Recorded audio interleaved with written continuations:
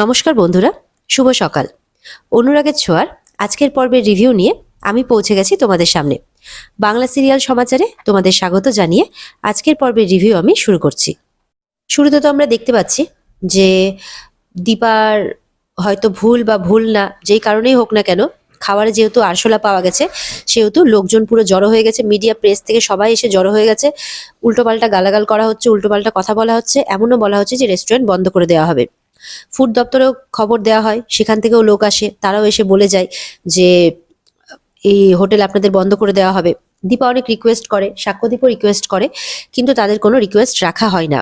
তারা পরিষ্কার বলে দেয় যে আপনাদের রেস্টুরেন্টটা আর থাকবে না।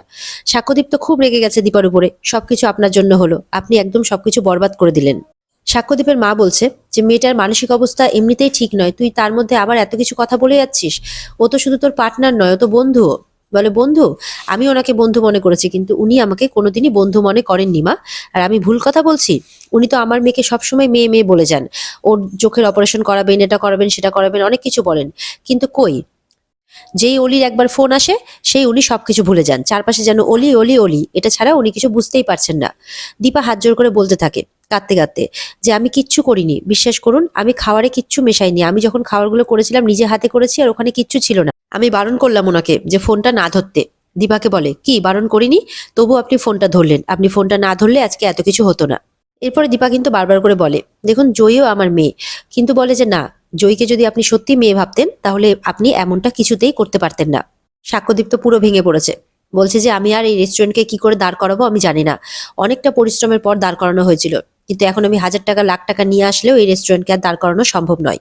সাক্ষ্যদীপ এবার চিৎকার করে বলছে এই যে আমার মেয়ে চোখে দেখতে পায় না, এবার বলো তো আমি ওর চিকিৎসা কি করে করাবো, ও চোখে কিভাবে দেখতে পাবে? তখন রূপা বলে তুমি চিন্তা করো না পাপা, আমি চোখে ঠিক দেখতে পাবো, একদিন না একদিন আমি ঠিক চোখে দেখতে পাবো, তখন সবকিছু ঠিক হয়ে যাবে, তুমি চিন্তা করো না। সাক্ষ্যদীপ তো চুপ করে থাকে, কি বলবে আর কিছু বুঝে পায় না। রূপা মনে মনে বলে যে রূপা আর রূপার মা মিলে আবার সবকিছু ঠিক করে দেবে, আর যে এই কাজটা করেছে তাকে রূপা শাস্তি দিয়েই ছাড়বে। তখন রূপা আড়ালে চলে যায় মিশকাকে ফোন করতে। মিশকাকে ফোন করে বলে তুমিই সবকিছু করেছো না, তোমাকে আমি ছাড়বো না। তখন মিশকা বলে ঠিক আছে নাও, আমি তোমার সামনেই আছি। তখন দেখা যাচ্ছে মিশকা রূপার পিছনেই দাঁড়িয়ে আছে। রূপা তখন মিশকাকে বলে তুমি কেন করছো এসব, তুমি বাবাকে পাবে না, তুমি কিছুতেই বাবাকে পাবে না। মিশকা বলছে তোমার মা তোমার বাবাকে কেন পায়নি জানো, কারণ আমি আছি তাই। তখন রূপা বলছে তুমি আছো তো কি হয়েছে, তুমি কি ভাবছো তুমি এখন বাবাকে পেয়ে যাবে? পাবে না, কারণ বাবার সাথে চারু আছে, আর চারু যদি না থাকে অন্য কেউ থাকবে, কিন্তু তুমি কখনো বাবাকে পাবে না। মিশকা বলছে যে এত কনফিডেন্স? রূপা তখন বলছে এই কনফিডেন্সটা তো আর একদিনে আসেনি, আমরা তো সবাই মরতে বসেছিলাম, কিন্তু মরতে মরতে ফিরে এসেছি। ভগবান আমাদের বাঁচিয়েছে, আমি জানি আবারও ভগবান আমাদেরকে বাঁচাবে, আমার পুরো বিশ্বাস আছে, আর ভগবান একদিন আমাদের ঠিক মিলিয়েও দেবে। এদিকে মিশকার সাথে কথা বলতে বলতে ওদিকে চলে আসে সাক্ষ্যর মা। এসে মিশকাকে দেখতে পায় না, কিন্তু এটা বুঝতে পারে যে জয়ী এখানে কারো একটার সাথে কথা বলছিল। জয়ীকে জিজ্ঞাসা করাতে জয়ী তো কিছু বলে না, বলে যে তুমি এখানে দাঁড়িয়ে আছো আর ওদিকে দেখো কত লোকজন এসে কত গন্ডগোল করছে, তোমার বাবা একা সামলাতে পারছে না, চলো আমরা বাড়ি চলে যাই। তখন রূপা বলছে আর কি যে না, আমি এই অবস্থায় বাবাকে মাকে ছেড়ে কখনো বাড়ি যাব না। আর দেখা যাচ্ছে এদিকে চারুকে খেতে দিচ্ছে অলি, আর এদিকে অলির বন্ধু বান্ধবরাও এসছে, খুব মজা করছে তারা। তখন চারুকে নিয়ে বন্ধু বান্ধবের সাথে একটু যায় অলি মজা করতে। সূর্য তো কিছুতেই ভালো লাগছে না, কারণ সূর্য সেই নিউজটা শুনেছে। তখন সূর্য দৌড়ে দীপার কাছে চলে যায়। এদিকে এদিকে কিন্তু লোকজন লাঠি পাথর সবকিছু হাতে করে নিয়ে আসছে আর সবকিছু ভাঙচুর করছে। কেউ আটকালেও বাধা দিতে চাইলেও তারা কিছু শুনছে না, দীপা আটকাতে চাইলেও শুনছে না, কেউই কারোর কথাই শুনছে না। উল্টে দীপাদের পাথর মারতে থাকে, রেস্টুরেন্ট ভাঙচুর করতে থাকে। ঠিক সেই সময় সূর্য ওখানে পৌঁছে যায়। সূর্য বলে যে থামুন, আপনারা কি করছেন? সূর্যকে দেখে তো দীপা ওখানে একটু অবাক হয়। আর এদিকে দেখা যাচ্ছে অলি তার বাবাকে খুঁজছে। এদিকে তো অলি রেগে গিয়ে আবারও উল্টোপাল্টা কথা বলছে, যে সেই মহিলার কাছে চলে গেছে, তার বন্ধু বান্ধব যারা ছিল তাদেরকেও বাড়ি থেকে বের করে দেয় অলি, যে আজকের মতো পার্টি হয়ে গেছে, তোরা এবার যা। এদিকে তো অলি আবার কেমন করছে। তখন চারু বলছে যাবে, বাবা যেখানে আছে, চলো বাবাকে আমরা অবশ্যই ফিরিয়ে নিয়ে আসবো, চলো আসবোই ফিরিয়ে নিয়ে। এদিকে সূর্য এসে লোকগুলোকে ধমক দেওয়াতে আর এটা বলে যে দীপা কোনো কিছু করেনি, আমি এটা প্রমাণ করে দেব। লোকগুলো ওখান থেকে চলে তো যায়, কিন্তু বলে যে আমরা এই রেস্টুরেন্টে আর কোনোদিনও পা রাখবো না।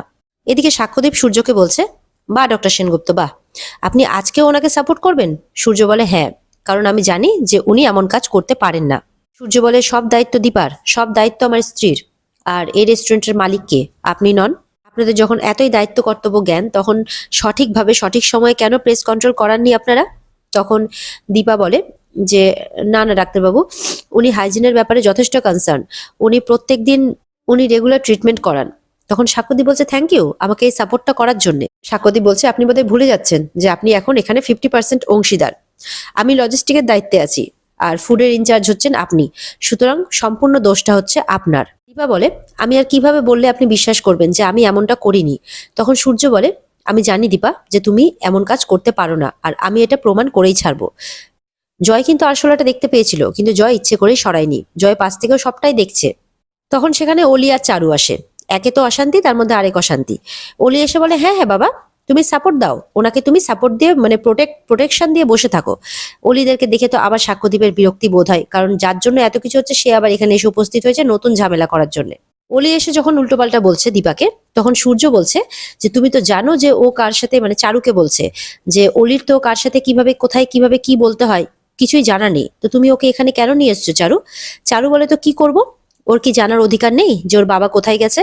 আর আমারও কি জানার অধিকার নেই যে আমার উডবি হাজবেন্ড কোথায় আছে, কার সাথে আছে? তোমাদের মধ্যে যে বিশ্বাস আর ভরসার সম্পর্কটা আছে সেটা আমাদের মধ্যে নেই কেন এসেস? সূর্য বিরক্ত হয়, বলে যে প্লিজ আমি হাত জোর করে বলছি, এটা একটা প্রফেশনাল জায়গা, এই জায়গাটাকে পার্সোনাল বানিয়ে নিও না। অলি বলছে এটা তো অনেক আগেই পার্সোনাল হয়ে গেছে বাবা। তখন কিন্তু বিরক্ত হয় রূপা। রূপা বলে চুপ করো অলি, তুমি সবকিছুকে নিজের সুবিধার মতো কি করে সাজিয়ে নাও? তুমি মাকে নিজের সুবিধার মতো চাইছো, তোমার বাবাকে নিজের সুবিধার মতো চাইছো, আবার চারুকেও নিজের সুবিধার মতো চাইছো। এখন তো মনে হচ্ছে যেন তুমি হিংসুকুটি না, তুমি একজন সুবিধেবাদী মেয়ে। এটা শুনে অলি চিৎকার করে রূপার উপর। রূপা বলে এই কাকে বলছো তুমি? ডোন্ট ফরগেট মি, এটা তোমার বাবার ড্রয়িং রুম নয়, এটা আমার পাপার রেস্টুরেন্ট। জয়কে চুপ করতে বলে সাক্ষর মা, যে চুপ করো জয়, কথাতে কথা বাড়ে, এখন তোমাকে কোনো কথা বলতে হবে না এখানে। তখন বলে চুপ করে কি করে থাকবো, দেখছো না এরা নিজেদের পার্সোনাল ম্যাটার এখানে নিয়ে এসেছে, এমনি আমরা একটা সমস্যার মধ্যে আছি, কিন্তু সেই সমস্যাটা দেখছে কে? এরা তো নিজেদেরকে নিয়েই পড়ে আছে। তখন সাক্ষ্যদীপও চুপ করতে বলে জয়কে, জয়কে চুপ করতে বলে সাক্ষ্যদীপ যে তুমি এই ব্যাপারে কোনো কথা বলো না। জয় বলছে কেন কথা বলবো না? ওরা আমার মায়ের ব্যাপারে উল্টোপাল্টা কথা বলবে আর আমি চুপ করে থাকবো? তখন বলে কে মা? উনি তোমার মা নন, উনি ওনার কাছে ডক্টর সেনগুপ্ত আর ওনার মেয়ে অলি, ওরাই বেশি ইম্পর্টেন্ট, তোমাকে উনি ওনার মেয়ে বলে মনে করেন না। রূপা বলছে তার পাপাকে যে দীপার ব্যাপারে আর কি, যে মা কার জন্য কি করতে পারে, কতটা করতে পারে, মাকে তুমি এখনো চিনে উঠতে পারোনি, তুমিও তো দেখছি ডক্টর সেনগুপ্তের মতোই বিহেভ করছো। এটা শুনে কিন্তু সাক্ষ্য একটু অবাক হয়, কিন্তু সেইভাবে গায়ে বাঁধে না আর কি। সূর্য বলছে দীপাকে যে সরি দীপা, আমার জন্যই হয়তো সিচুয়েশনটা এত কমপ্লিকেটেড হয়ে গেল, আমি এটা চাইনি। তখন সূর্য চলে যাচ্ছে, সূর্যকে ডাকছে অলি। অলি বলছে কোথায় যাচ্ছ? বলে চেন্নাইতে একটা ওটি ছিল, ভেবেছিলাম যাব না, কিন্তু দেখছি না, যেতেই হবে, কাজের মধ্যে থাকাটাই জরুরি, তাহলে সবকিছু ভালো থাকে। আর এদিকে অলিকে বলছে তুমি যে বিহেভিয়ার গুলো করছো না, এগুলোকে ঠিক করো, যে অ্যাকশনস গুলো তুমি নিচ্ছ এগুলোকে শুধরো। এরপরে অলিরা চলে যায়, আর সাক্ষ্যদীপও তার মেয়েকে নিয়ে বাড়ি চলে আসে, আর দীপাকে আসার সময় বলে আসে যে এনাফ ড্রামা, অনেক হয়েছে। কিন্তু বাড়িতে এসেও সাক্ষ্যদীপ নিজেকে শান্ত রাখতে পারছে না। সাক্ষ্যদীপের মা বলছে একটু শান্ত হ তুই। বলে যে কিভাবে শান্ত হব মা, কিভাবে শান্ত রাখবো নিজেকে, তুমি বলো। মিসেস সেনগুপ্তকে আমি এতটা ভরসা করেছিলাম, আমি তো বুঝতে পারিনি যে উনি এরকমটা করবেন। আমি চাই না যে জয়ীও ওনার উপরে এতটা ভরসা করুক আর এইভাবেই ঠকে যাক, ঠিক আমার মতো। এরপর সাক্ষ্যদীপকে রূপা বলছে এতটা অবিশ্বাস বাবা, যে তোমার রেস্টুরেন্টের জন্য তোমার মেয়ের জন্য এত কিছু করলো, তাকে একটা দিনের একটা ছোট্ট ঘটনাতে এত অবিশ্বাস? তাহলে তোমার মধ্যে আর রূপার বাবার মধ্যে তফাৎটা কি? সাক্ষ্যদীপ কিন্তু রূপার প্রত্যেকটা কথা শুনে অবাক হচ্ছে। সাক্ষ্যদীপ তখন বলছে রূপার বাবা মানে তো ডক্টর সেনগুপ্ত, তুই হঠাৎ করে রূপার বাবা বললি কেন? এবার কিন্তু চুপ করে যায় রূপা। রূপা তখন বলছে যে না, আসলে আমি এখন ওদের পরিবারের সাথেই থাকি, তো তাই অনেকটা ওদের পরিবারের একজনই হয়ে গেছি আর কি, তাই বলে ফেললাম। সাক্ষ্যদীপের মা এবার বলছে যে মেয়েটা তোর জন্য এত করলো, সে একটা ছোট্ট ভুল করেছে কি করেনি, তার জন্য তুই ওকে এতটা মিথ্যে অপবাদ দিয়ে সেখান থেকে ওকে একা ছেড়ে চলে এলি? রূপা বলছে আমি আর আমার মাকে কষ্ট পেতে দেব না, অনেক হয়েছে, আমি আর কিছুতেই ওনাকে কষ্ট পেতে দেব না। এদিকে উর্মিরা আসে, এসে বলে যে দিদিকে খুঁজে পাওয়া যাচ্ছে না, দীপাকে পাওয়া যাচ্ছে না, শুনে তো সবাই অবাক হয়ে যায়, চিন্তায় পড়ে যায়। আর এখানে আজকের পর্ব শেষ হয়ে যায়। তো বন্ধুরা, এই ছিল আজকের পর্বের রিভিউ। যদি তোমাদের ভালো লেগে থাকে তাহলে অবশ্যই পর্বকে লাইক, কমেন্ট আর চ্যানেলকে কিন্তু সাবস্ক্রাইব করতে ভুলবে না। দেখা হবে আগামীকালকে নতুন পর্বের রিভিউ নিয়ে। আর এই পর্বের বিস্তারিত দেখতে অবশ্যই তোমরা স্টার জলসার পর্দায় নজর রাখবে। ততক্ষণের জন্য টাটা, সবাই ভালো থাকবে।